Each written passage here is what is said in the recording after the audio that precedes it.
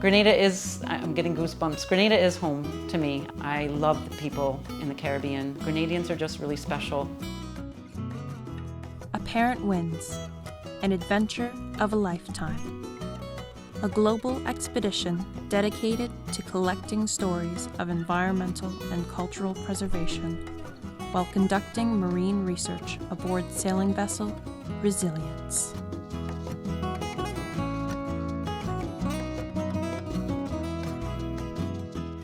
Grenada was our destination for a few reasons. Really wanted to go there. One, it's a great jumping off point to continue our way through the Caribbean and continue west, but Grenada is also just a really special place to me. It's an island nation of just wonderful people, beautiful place. I think we spent close to 2 months there. It's pretty incredible. And got to connect with some familiar faces, see some old friends, but also share, relearn, what we love about Grenada, but also share that with other folks. Going to Grenada was really awesome. I honestly hadn't, even heard of Grenada until it was on our radar to go there, until I knew that's where we were headed. It's a beautiful place. I think it's really, really cool and forward-thinking that they have protected the entire interior of the island. It's all preserve, it's all park, so that they can protect their fresh water. Yeah, and we were able to go in and hike some waterfalls and, bathe in some waterfalls that felt like a little mermaid and Peter Pan. It was great. Where are we going? We're going down a path to a river waterfall, the Seven Sisters.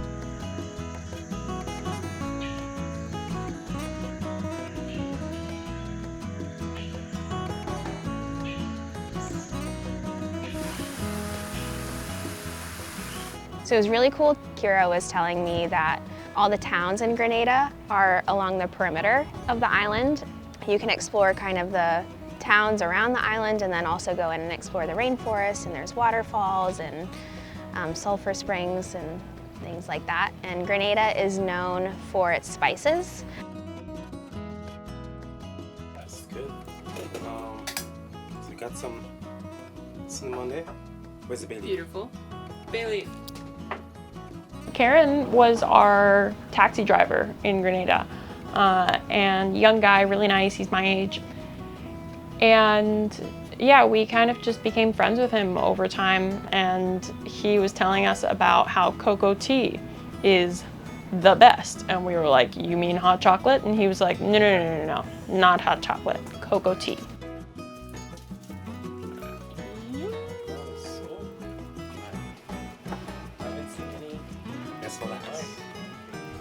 Why does it look? Don't think about it. No, I'm just doing it by smell. So condensed sweetened milk. Yeah, one, at least two, and some. Should be perfect. Tots, you be the verdict. Yeah. Are you proud of your work? Pretty much, I am. Good, okay. So you be the verdict, okay? Okay, Ellie, try some.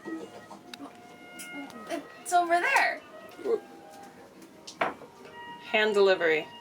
Go for it, Ellie. Karen's picking everybody's mugs, I love it. Okay, Matches your outfit. Is it hot? It's reasonable. It's drinkable. It's not too hot. The mango's not really hot. I mean, it's come from the same.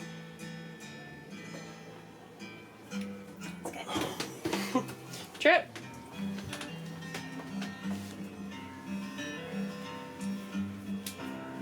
Nah, it's not too crazy hot, Trip, honestly. It's not too crazy hot. There's a town about Wafria, grows strange one fine day. That's pretty good.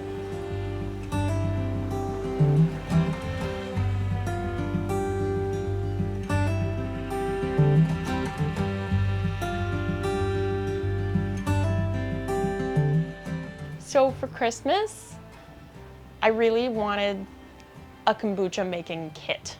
Trip reached out to a woman on the island of Grenada that makes amazing kombucha and wanted to reach out and get a SCOBY from her, which is like a symbiotic culture of bacteria and yeast, I think is what SCOBY stands for, which is how you make the kombucha. And so he reached out to this woman and ended up talking to her, and she's really passionate about the environment, and she's really passionate about Grenada and local ingredients and local products. And so we were talking to her about what we do, and she was talking about what she does, and it all just kind of lined up. And so we decided to interview her as well as get a little kombucha making lesson. Grenada is, I'm getting goosebumps, Grenada is home to me. I mean, I'm becoming a sailor, you know, you kind of can make home anywhere.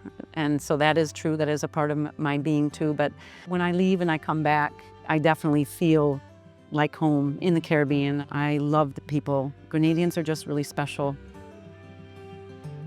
How did fruition come to fruition, I guess, really, right? I think, okay.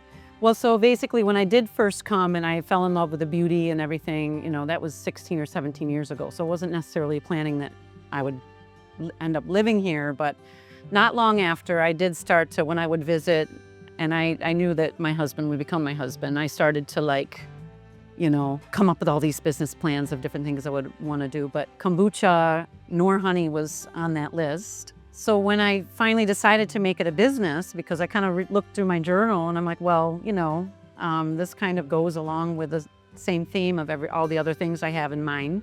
But how could I grow a business that was going to help to be truly sustainable and help preserve and protect our environment, but also being someone that grew up outside of the Caribbean in the States, you know, I don't think people realize the quality of the agriculture and then hence the quality of the things that can be produced with our agriculture because of the fertile organic soil and our environment, and that largely our land hasn't been touched with a lot of chemicals and fertilizers and that kind of thing. Most farmers engage in really natural farming. You know, they use pen manure for the fertilizer and also compost and that kind of stuff. But yes, as I gotten into it, part of my passion is to get Grenada, and not just Grenada though, the Caribbean on the map for being producers of quality premium products. I'm hoping that people wanting to be in the land and growing and being in nature becomes more of a thing. And to be able to, you know, really see where your food comes from and how rewarding it can be to plant those seeds and then be able to harvest them, and how beautiful nature is, you know.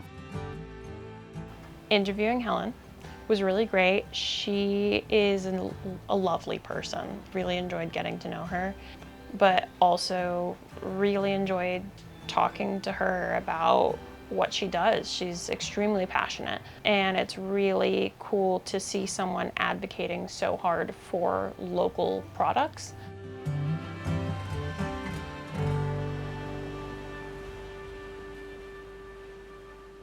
Tell me what's going on today. Oh, we're cleaning the bottom of the boat. We're just scrubbing up before we go in the marina because there's a lot of growth. The marina here, we have all the runoff from up on the shoreline, and so it's just like super nutrient rich. We're gonna clean out the bottom, go in. We might do another clean when we get out before we cross the Caribbean. And I'm gonna have to replace zincs too because they're just about to go, and I don't want them to fall off. But that's how they're gonna replace. So that's it. It's beautiful out. Water's clear and calm. I ain't gonna lift it out. Got a loaf of bread in there.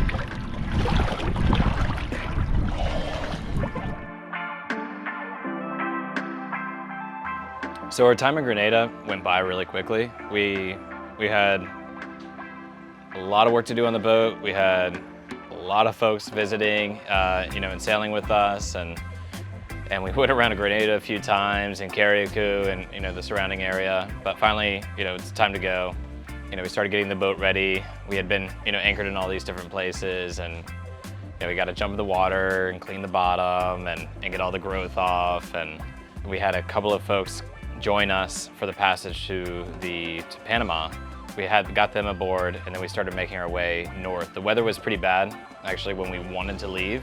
We just checked out of Grenada and Carriacou, and we had one night on the hook in Carriacou, kind of figuring out what we're going to do about weather, and it's blowing like hell, and it's going to continue to for a while. So we're sort of making a plan. We just came up to the Tobago Keys. We'll spend a night here, maybe more if we want, but slowly work our way up and just wait for this weather to pass.